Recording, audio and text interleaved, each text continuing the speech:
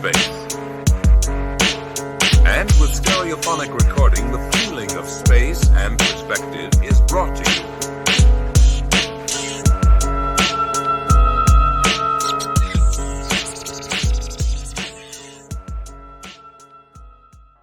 Hello and welcome. This is the second episode of the Silent Feedback Podcast. I'm your host, Josh, and for today's episode, I'm going to be doing my first ever album review on this podcast. Album reviews is something that I want to do regularly on this podcast because I'm passionate about music and I love music of all different types of genres. So I think this is a great platform for me to share my opinions on albums that I've heard before, and some albums that, I'm going to discover with you guys the first time I'm listening to these albums. So today I thought I'd start off with an album that I'm very familiar with. It's actually the one of my favorite albums and the album that actually got me into rock music, and that is Weezer's debut self-titled album, also known as the Blue Album. It was released on May 10th, 1994. The label this album was released under is DGC Records, and the producer of this album was Rick Ocasek, who was a member of the band The Cars. He produced for Bad Brains, Bad Religion, and Guided by Voices. He also produced two other Weezer albums, The Green Album and Everything Will Be Alright in the End. So let's go over the credits for this album. The lead guitarist, lead vocals, frontman of this album is Rivers Cuomo. He is the frontman for the album, kind of the person, him and Patrick Wilson, who's the drummer, are the two members that have been in Weezer since the beginning. Rivers also recorded all of the rhythm guitar parts for this album. Now, this is kind of confusing because on the album itself, it's actually credited to Brian Bell, but what happened was the original rhythm guitarist, his name was Jason Cropper, he was actually fired by Rivers for threatening to mess with the band chemistry. The story is him and his girlfriend were having some troubles in the relationship, and he would lash out on the band and have dealing with a lot of stress with that. So Rivers thought it was best to fire Jason to help with the band chemistry, and they replaced Jason with Brian Bell, who is the rhythm guitarist and background vocalist who's still with the band today. And on this album, he does provide the background vocals, but for the actual rhythm guitar parts, that is all Rivers Cuomo. He basically re-recorded all the parts himself over Jason Cropper's original recordings. So the rhythm guitar that you hear on this album is Rivers Cuomo,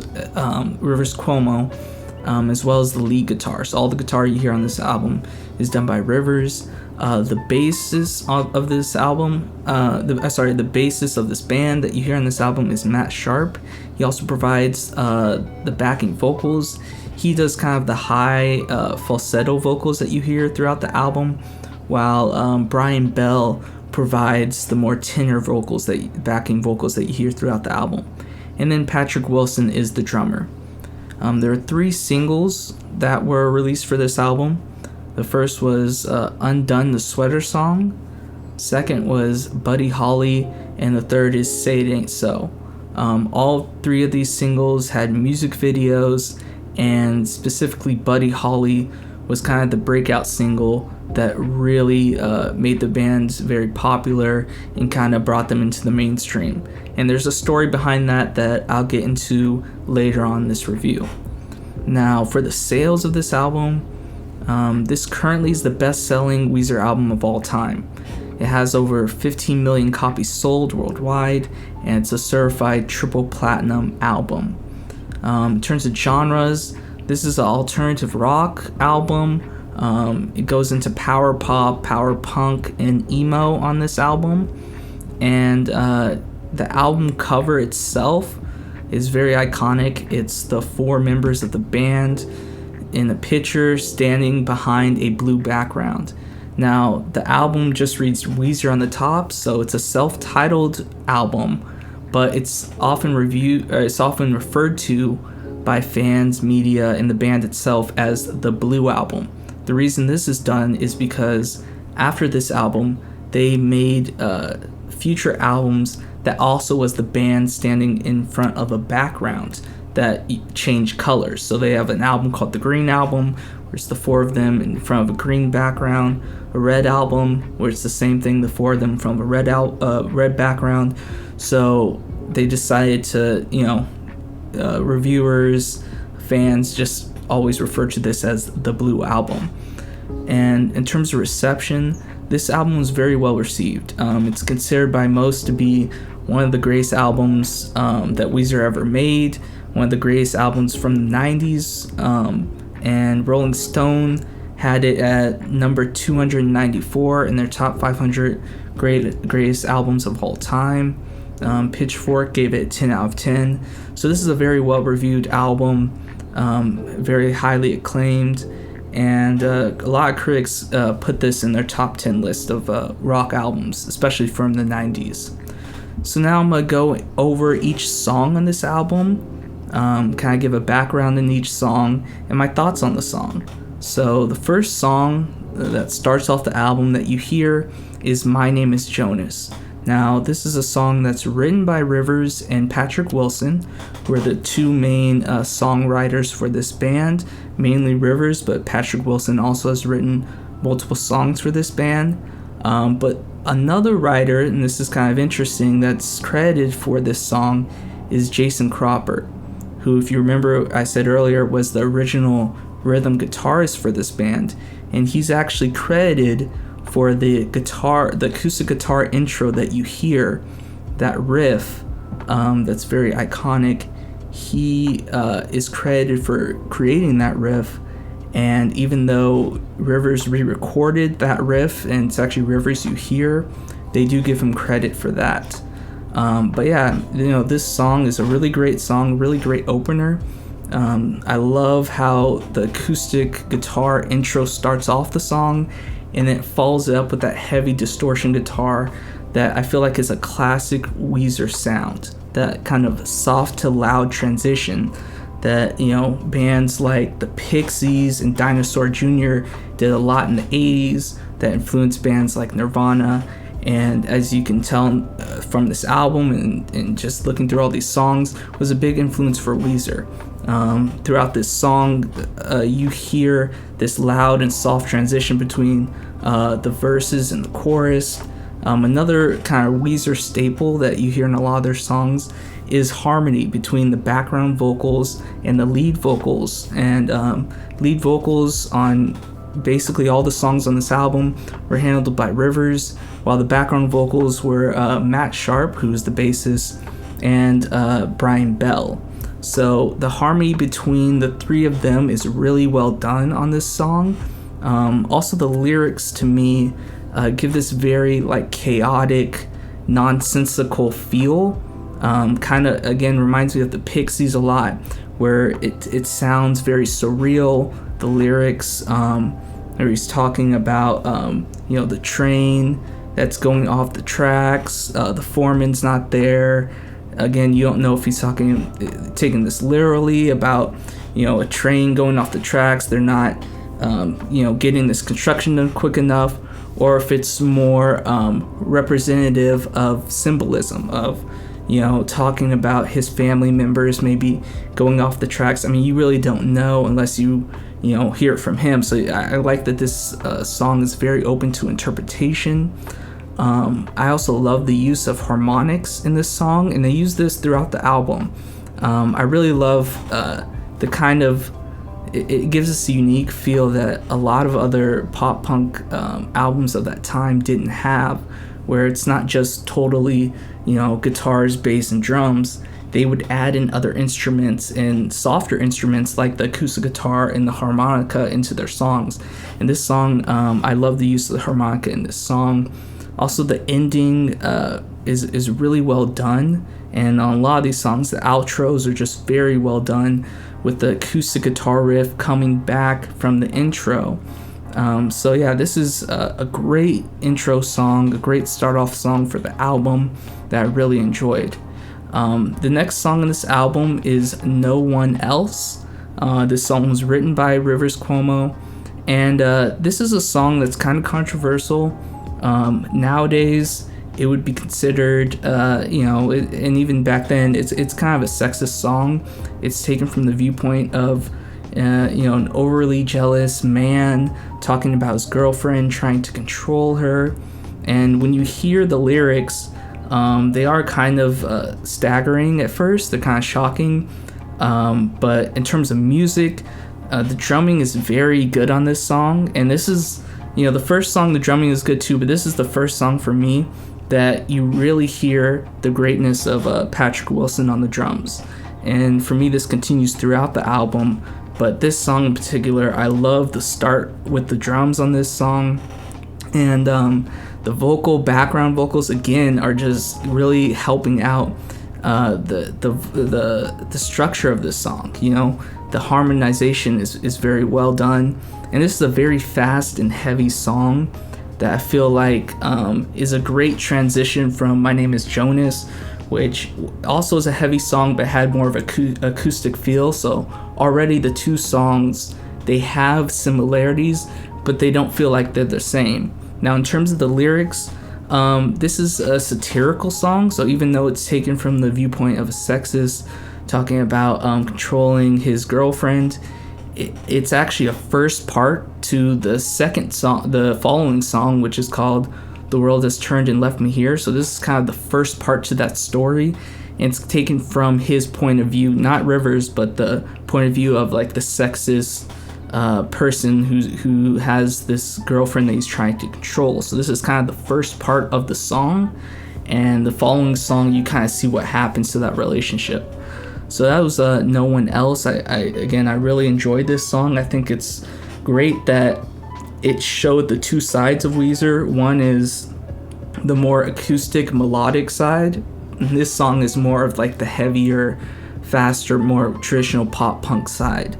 The third song on this album is The World Has Turned and Left Me Here. This is the part 2 of No One Else, the second song on the album. So this is kind of the other side. Basically, this song is about the man from the second song, No One Else. His girlfriend left him. So this song is very emotional, very sad. It has this really amazing drum intro that actually reminds me of Dave Grohl's intro in Smells Like Teen Spirit. It's a really great beat and groove to it that almost gives it this hip hop feel, this almost trip hop, kind of sad emo feel that has just a really great sound to it. This is one of my favorite songs on the album, and you can interpret it different ways, but a lot of people interpret this as the second part to that second song where he's the sexist, jealous man. He's sad that his girlfriend left him, and now he's fantasizing about her. And the harmony on this track again is amazing. I love how Brian Bell's vocals just mesh with Rivers and with Matt Sharp doing the high falsetto. It just fits this song really well. The mixing on this song is very well done. And the outro was just amazing. I just love the build up of the outro, the different harmonizing parts with the layering between the lead and background vocals. So again, this is one of my favorite songs on the album. It's a very good start, these first 3 songs, and it really lets you know what Weezer's about. They have the influence. You can hear the influences from the Pixies, from Nirvana, from Dinosaur Jr., and a lot of these other alternative rock bands from that time, and see how this is kind of a continuation of that. So again, these first 3 songs I really enjoyed, and I think they're all really good. The 4th song on this album is actually Buddy Holly. Now this is the single for this album, the biggest song on this album. And this song is famous because the music video for this song was actually included in Windows 95. So when you bought the Windows 95 CD-ROM, the music video was included as kind of a demo to see, the sound and graphic capabilities of Windows 95. Now, interestingly enough, this demo was, agreed upon through DGC Records, and Weezer wasn't even told about it. So they were actually really mad that this music video was included in Windows 95 without their permission. But ironically enough, that was what really pushed Weezer into the mainstream and made them very popular. So, this is a song that has a very 50s and 60s feel to it. Even the title, Buddy Holly, is reference to Buddy Holly, who was a famous guitarist and singer from the 50s and 60s. They reference Mary Tyler Moore from the Mary Tyler Moore Show. So, and even the music video has, Good Days and kind of a Fozzy. They basically took a episode from Good Days and, imposed them in it. So it has this really cool, like, 50s feel to it. And the song itself, it has that classic, like, doo-wop barbershop quartet feel mixed with the, power punk sound of Weezer. The background vocals from Matt Sharp really shine out in this song because it uses a heavy use of falsetto that gives that barbershop quartet feel. So again, this is another classic Weezer song that is different from the first three songs, but each song that we've heard up to this point are all different, but they all have that same Weezer sound, and they show off what this band is about.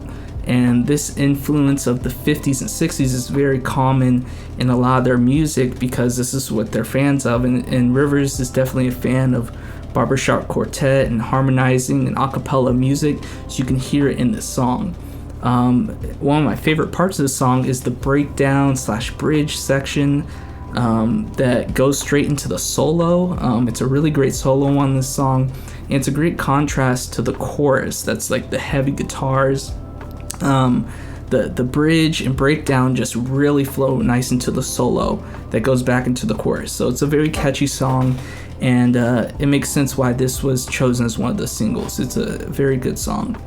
The fifth song on this album is Undone, the Sweater Song. Now this is the one of the other singles to show up on the album, and this is a very depressing song, very low tempo emo song that has a lot of symbolism. It's dealing with someone who's kind of a loner, who's going through depression, anxiety, and how people outside of him him or her can really destroy their lives from just simple things. And that's kind of the symbolism I get from this, where he's talking about just pull one string and you can destroy my sweater, which is kind of representative of that person's life. I love the kind of skits / talking bits in this song. There's two of them. The original, the first one, he's talking about, do you know about the party after the show? And it kind of gives this feel of like an introvert who's at this party, who doesn't really, want to be there, but people, you have this kind of more extroverted dude bro type person just, asking. Obviously he sounds drunk, so he's asking about this party. Do you know about it after the show and all this stuff? So it kind of gives this vibe that, the person who this song is from, the perspective, is more of an introverted loner type person. The second skit is very similar, except this time there's a female on there asking him about the party, if she can get a ride to the party. So I like how that kind of splits up the song. And this is just a song that meant a lot to me. I could relate to in high school, going through similar things. And it's just a very heavy song, but I love the build-up. It reminded me a lot of a Pixie song with just the very heavy distortion and loud screaming at the end that kind of gave me the same feel of like a Francis Black would do on a Pixie song. I love the background vocals again over the lead vocals. It's a really cool effect that again reminds me of the Pixies or Dinosaur Jr., where they would do those type of cool vocal effects on this song. And then the last, I would say, minute and a half of the song, there's a really amazing instrumental outro that just has this really great build up that goes from the solo, and it ends with this piano that you hear them just banging on, and it kind of breaks, and it's just a great outro. And again, the intros and outros to these songs are just very well done. And it's one of my favorite Weezer songs. It's a really great song and single for this album, because Buddy Holly is kind of the more poppy version of Weezer, while this is kind of the more emo version. So I think it represents both sides of Weezer, and it's really I think it's a really good idea that they made this into a single. Now the sixth song on this album is called Surf Wax America. This song was written by Rivers Cuomo and Patrick Wilson. This is a song that's very influenced by the Beach Boys. Rivers even mentioned this in interviews, where he wanted a song that had that Beach Boys feel to it, kind of mixed with the power punk sound of the time. So it's a very up-tempo, fast, kind of has, it reminds me a little bit of the Pixie song Here Comes Your Man, where it has that kind of like Wipeout, surfer vibe to it. It's very fast-paced, but it still has that classic 90s rock sound to it. And this is a very similar song to that, where it has lots of distortion, heavy feel, heavy guitar, but it still has that surf rock sound.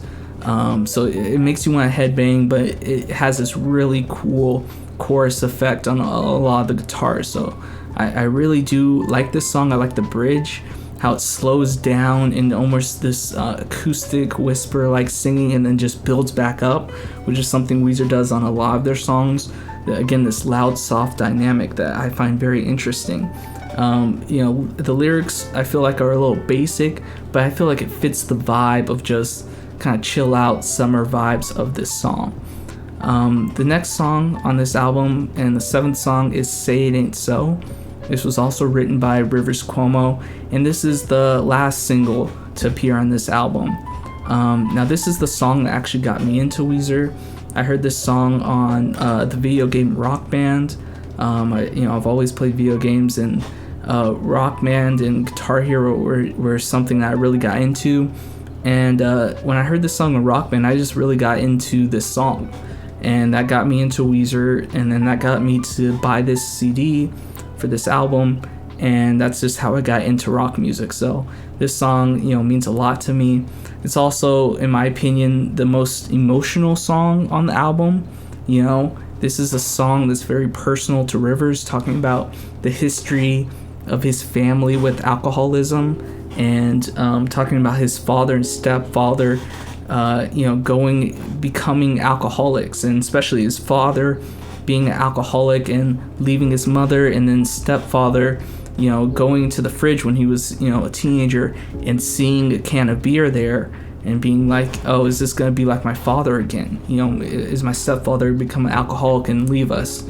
So he felt like the alcoholism was tearing his family apart. And this is something you hear throughout this song within the chorus, where he talks about being a heartbreaker and life taker. For me, I interpreted that to being, is alcohol going, to take over his life, and it's going to influence him and tear apart his family or his future family. So to me, I just really enjoyed the messaging on this song. I feel like it's very personal. And all the aspects of the song just really flow well together. The intro riff is very iconic. It has this kind of sublime feel to me that is almost reggae sounding, with the upstrokes that Rivers plays on this song through the rhythm guitar. Again, the soft and loud transitions between the verse and the chorus are very smooth in this song. And they come in very heavy in the chorus. Also, the riff is very simple to play on guitars. Actually, this song is the first song I learned how to play on guitar, at least all the parts, because the chorus is very simple to play, but it's just very catchy and has a very cool sound with the different licks that Rivers does on guitar after the chorus. He switches up the different licks, so each chorus sounds a little bit different, especially the ending. And then the bridge, it becomes this almost sludge metal, stoner metal song like sound that kind of reminds me of like a Black Sabbath. Just very dark and just low registry guitar playing, and then he goes straight into the solo, which I really enjoy. It's a short solo, but I think it really fits the song well. And the drumming on this song too is just, it's very well done. It comes off, if you're not a drummer, if you haven't really heard drumming in a lot of rock music before, it comes off as simple, but once you start really listening to the song over and over again, you can tell towards the end he's adding an extra kick pedal, adding extra kick parts, and the song's becoming more and more complex as it goes, which kind of supplements the build-up of the song as it goes along. So yeah, again, Patrick Wilson did a really good job drumming on this song with his part, and this makes sense that this is another single from this record, because like the first two singles, the Buddy Holly was more poppy, Undone was more kind of emo. This is almost a mixture between both, and it has the more, again, emotional side with the poppiness of the chorus being very addicting. So it's kind of that perfect blend, and it's a very good song, and it makes sense why it's such an iconic song from the 90s.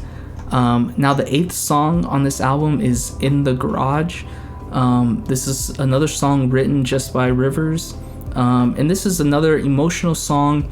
It's kind of taken from the viewpoint of a loner introvert that talks about his love for nerdy culture stuff, D&D, comics. He references Kiss in this song, and just other nerdy stuff that he does in his garage. Now you can take garage to mean maybe your bedroom or any place where you feel like you can get into this, you enjoy your nerdy or your fandom stuff, things that you're into, your hobbies, without other people judging you. So this is, kind of a song that represents kind of the loner introvert culture of someone who just wants to, enjoy what they enjoy and not be judged by others. And that's kind of the theme of this album that you can hear throughout these songs. The musically, melodically, I really enjoy this song. It has a great, again, similar to My Name is Jonas, it has a great acoustic harmonic intro that comes off as just something different that you haven't really heard up to this point. Just very, very acoustic sounding, very light. And then there's a fuzzy, distorted, almost like a big muff effect guitar that comes in on the verses, but they somehow, through the mixing, it just doesn't sound overpowering. So it just fits really well with this very simple drums, and Rivers kind of just, letting out his heart and just saying saying all these things that affect him, And the guitar solo in the song is just very well done. It has a very heavy metal, thrash metal, like guitar solo sound that part of me feels like because they reference Kiss in this song, maybe it's a callback to them. Also, Rivers has always been into like heavy metal music, Van Halen type stuff. So this is kind of his chance to do a solo like that, which I think is really well done. And then the outro to the song is very well done too. I like how they layered the vocals on top of each other. So this is one of my favorite songs on this album, and I think just a very well done song that just sounds, again, different than a lot of other songs in this album. All the songs that I've heard so far are different and unique, and kind of add to the diversity of this album. The 9th song on this album is called Holiday. This was a song, again, written by Rivers Cuomo. Now, this is a song that, in my opinion, is probably the weakest song on the album. It's still a great song, just because this album to me just all the other songs I like so much, this is the one that kind of stood out as being kind of the weak link on the album. But I do like the second half of the song a little better than the first half. After that bridge, which I really like, it's like this kind of whisper singing, layering of the vocals. It just builds up, keeps building and building up to this really heavy power guitar riff. And then the outro to the song just comes in, and it's a very great just second half with just instrumentation on this song. So, probably not my favorite song on the album, probably my least favorite, but it's still a really good Weezer song. And compared to a lot of the stuff they do nowadays, this song is very good. So that was number 9, and then the last song on the album, number 10, is called Only in Dreams. This is a song also written by Rivers Cuomo, and this is the ender of the album, and it's a very long song. It's almost 8 minutes long, longest song on the album. And this is the kind of Radiohead-like song, very slow and acoustic, that has a very heavy chorus and just a lot of build-up, a lot of instrumentation. The song is called Only in Dreams, so it's basically about someone who's fallen in love with someone, but they know they'll never receive that love back. It's kind of your dream girl, dream guy that you're always fawning over. So the song has this kind of dreamy effect that I feel really fits the vocals. And this song also just shows off how great the members are at playing their instruments. Again, it kind of gave me a Radiohead vibe just because of how much it focuses on the instruments and how atmospheric it is. But yeah, I've really enjoyed this song. This is one of my favorite songs. It has it's a very emo song because just the subject matter of falling in love and that person not loving you back, or you're not having the courage to approach that person, so you can only dream about being with them. But it's also very just beautiful in general just to listen to for your ears. I really like the instrumentation on this song, and I feel like a song like this is what puts Weezer, separates them from other bands at the time that they were put with, like Green Day and Offspring. Again, they have songs that sound like other Green Day and Offspring songs that are kind of more, traditional pop punk sound. But a song like this is what really separates them and for me puts them in a level above those other bands. And then the last 2 to 3 minutes of the song is just pure instrumentation, and it's just pure build-up. And you start off with this kind of whisper singing, Only in Dreams. You hear it, and it just slowly builds up, and they add in more layers of guitar and bass. And it feels at one point it hits this crescendo where you feel like there's 8 or 9 instruments playing at the same time. And it's just very, just sound is just everywhere.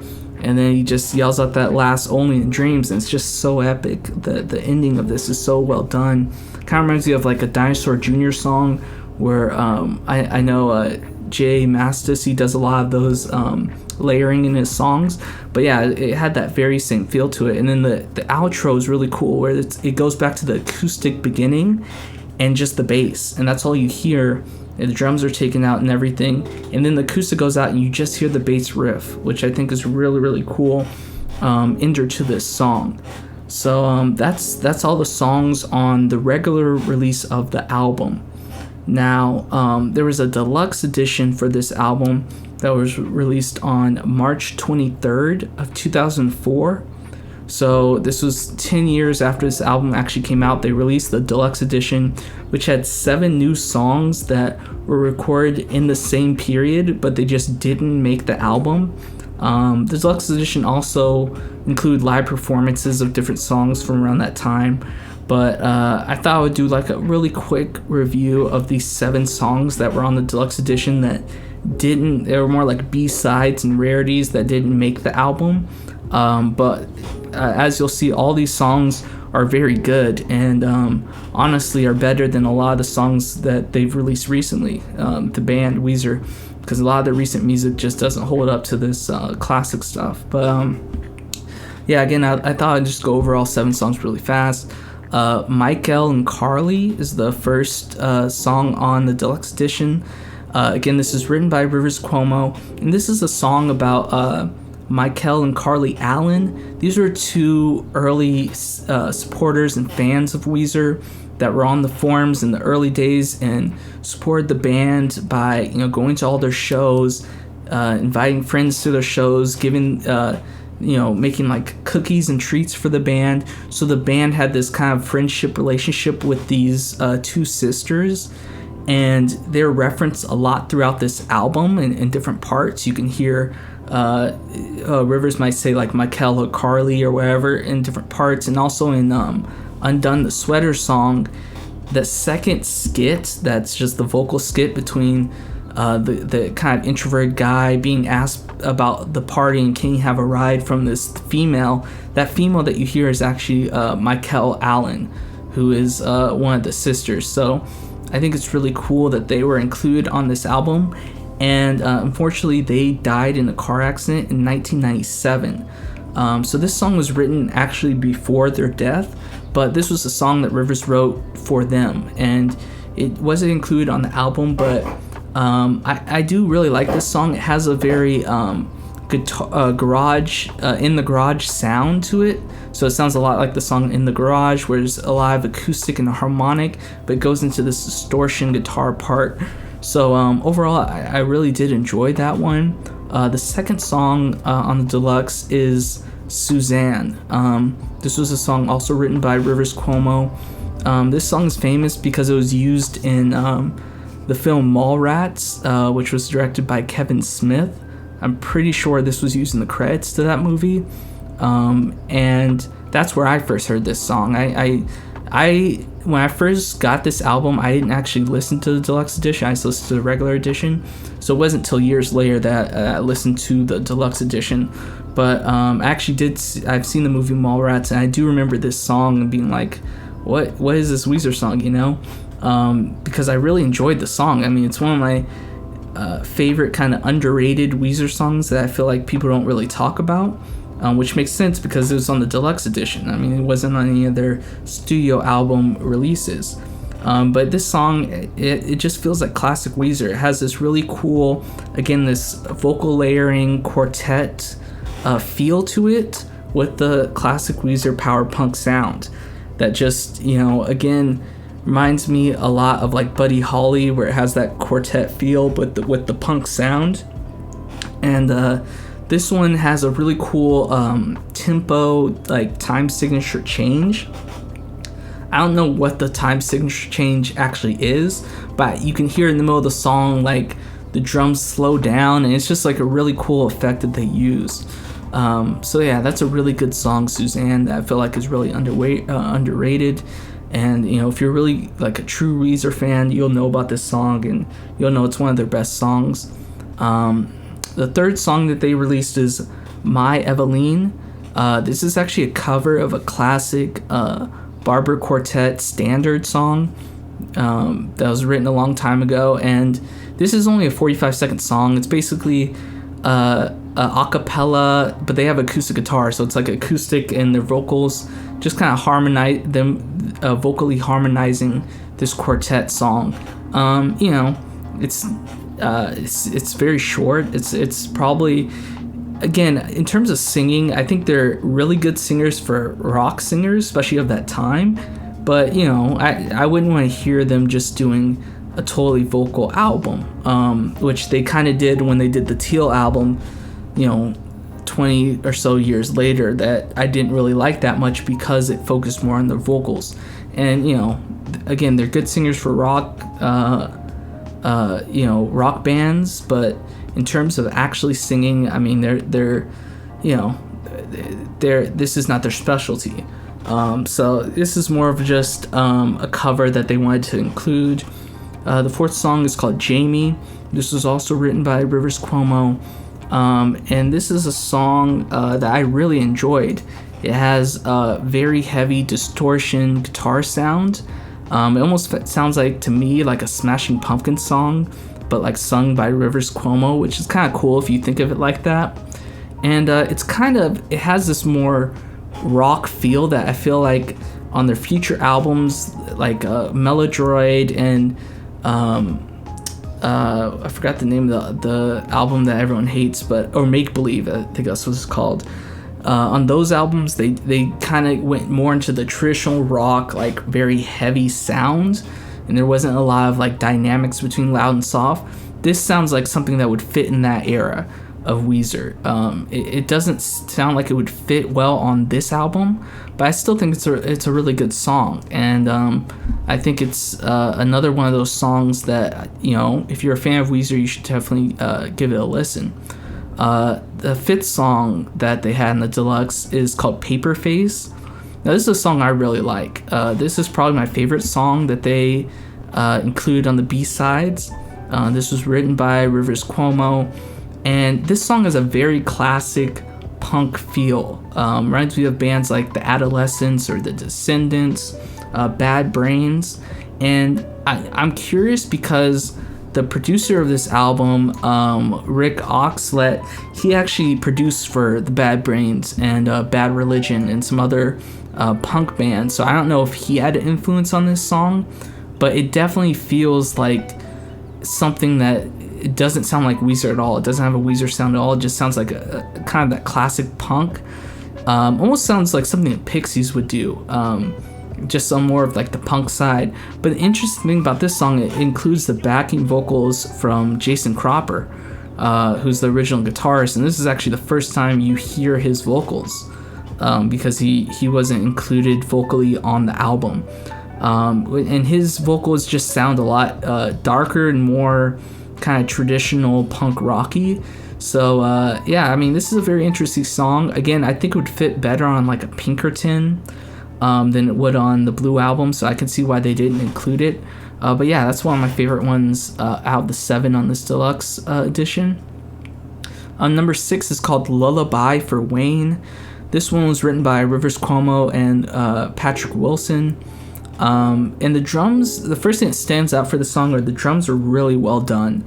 And throughout this album, the drums are very well done. But you can tell the drums, and maybe that's why he has a writing credit, because Patrick Wilson, he can write some really good drum riffs and parts to a song. But basically, this is a song about Wayne Lowe, who was a college student who shot and killed 2 people and wounded 4 others at his college in 1992. And it's like an anti-gun song, talking about putting the guns away. He's kind of giving this cry out to Wayne and other people to stop having guns. So it's kind of an anti-violence, anti-gun song.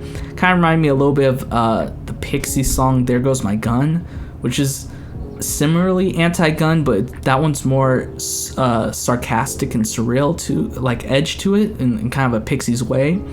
But again, this is a good Weezer song. I can see why it didn't fit on the album. And then the last one is called I Swear It's True. This was again written by Rivers Cuomo. This song is actually reconsidered for the Pinkerton album, which is their second album, the follow-up to this album, but it didn't make the cut. But it does have more of a Pinkerton sound. It was actually included on the deluxe edition of Pinkerton. It has that kind of stoner rock, I think the band Chris, that kind of slow tempo, heavy distortion sound. That was also very popular at that time. But in my opinion, it's kind of the weakest song out of the 7. Probably that, and then the Barbershop Quartet song, the My Eileen song. Those are probably the 2 weakest ones. But in my opinion, this deluxe edition is better than a lot of their more recent albums, and it really shows how great they were at this time as of a band, where they have 7 songs that don't make the album that, in my opinion, are really good songs. So those are just that was just a quick review of the 7 songs in the deluxe album.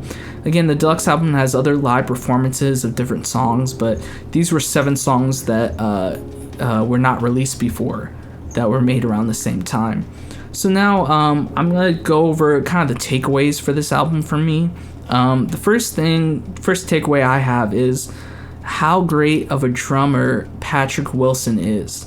Now, I've listened to this album probably 50 plus times over the years, and just recently, probably like a year ago, I started playing the drums. So now when I listen to music, I kind of focus more on the drum part, and I hear it better.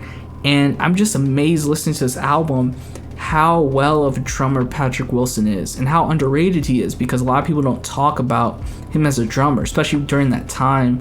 They always talk about people like Jimmy Chamberlain, the guy from the Pixies. I don't know why his name's blanking on me right now. But yeah, different drummers from that time. What is his name? Trey's Cool, the one from Green Day. A lot of these other drummers, they get a lot of love, but I feel like Patrick Wilson deserves some love too. I mean, he was really great on this album. His kick patterns, the way he was switching up his rhythms, just really well done. And a lot of that too comes down to the mixing, which is another takeaway I have. This album has amazing production. Rick Oxlett was the production person on this. I know they had some other mixers and masters, people who were mastering this on the album as well. But it's just so well done, so well made. The mixing and mastering is so well done, this album. The guitar layering is very well done, vocal layering, and then just the drums sound amazing. Just the reverb on the drums, and you really hear that kick. I mean, when you listen to this in the car, that kick and bass really just come out. And it's a very well done production. Again, the vocal layering and the harmonizing on this album for a rock band is just really well done, and I feel like it separates it from those other pop punk bands, the Blink-182s, Green Days, Offsprings, who were around this time and kind of pushed in with Weezer. I feel like the vocal layering is really what put them apart, and you can tell their influences from bands like the Beach Boys, those other classic quartet bands of those times that did a lot of singing, focused on the singing, the influence they have on Rivers Cuomo and Weezer in general. Another thing about this album is, another takeaway I have, is every song had such a great intro and outro. And I feel like this is something that a lot of songs miss nowadays, where, they focus on the chorus and the meat of the song, but songs, especially in the 90s, they had really great intros, and some of them had really good outros too. But this album, throughout the whole album, basically every song has a really good outro that stands out, and a really great intro that stands out. And when you have that, it leaves an impression on you, because when you hear that song, you hear the intro, like, oh wow, this is a really well made song, and the outro is just as good. So I feel like it makes the song sound more complete, and it gives you the impression that they put a lot of effort into these songs. Another takeaway I had is each song sounded different on this album. All the songs have that signature Weezer style and sound, but each song just had a different feel to it. They all didn't sound the same, and I feel like the uniqueness of these songs is what kind of made them stand out from the other bands at that time, and really put this record up as one of the best ones of the 90s. For me, it kind of reminded me of bands like the Pixies, and even Nirvana. When you listen to Nevermind, it's like there's songs that each song just sounds different, and same thing with Pixies. And with this band, this album, I mean, each song just sounded, again, similar. I mean, if you're not really into rock music, you may think they all sound the same, but it's like that. Surf Wax America just sounds so much different than Say It Ain't So, or My Name Is Jonas. I mean, these songs all sound very different. Buddy Holly just sounds totally different than like In the Garage or Only in Dreams. I mean, they all have their own unique sounds that make them make them stand out from each other.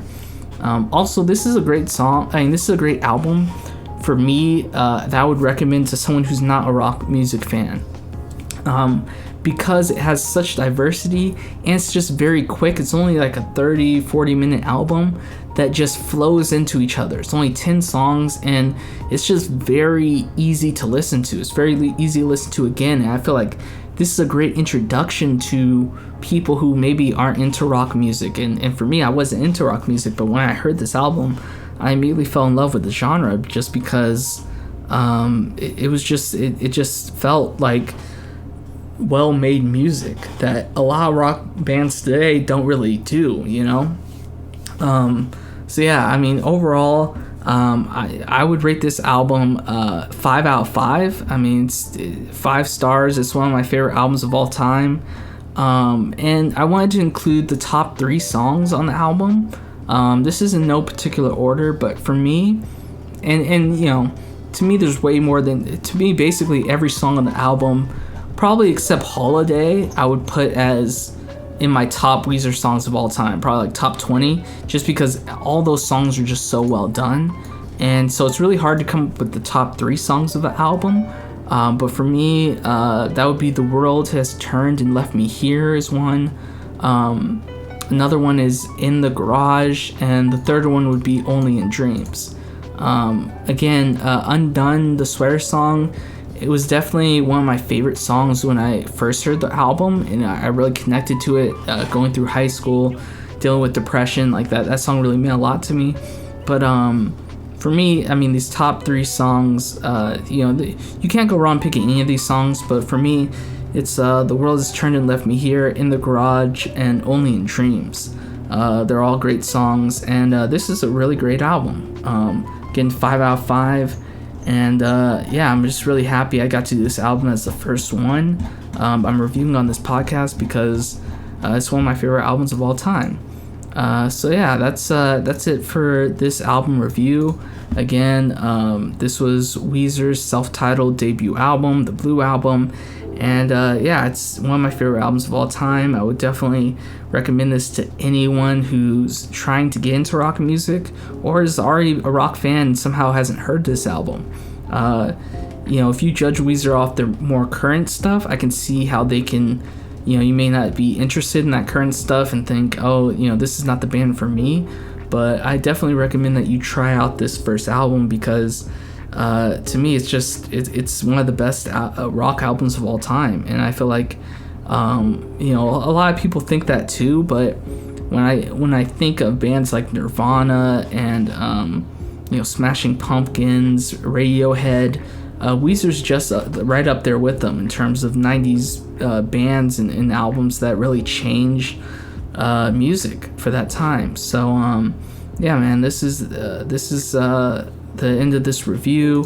I want to thank you all for listening, and I plan to do more of these reviews of different albums in different genres: hip-hop, rock, you know, punk music, R&B, pop, all these different genres. I want to explore different things and learn about different types of music. But yeah, for his first album, that was the review of Weezer's debut album, the Blue Album. And yeah, thanks so much. Peace.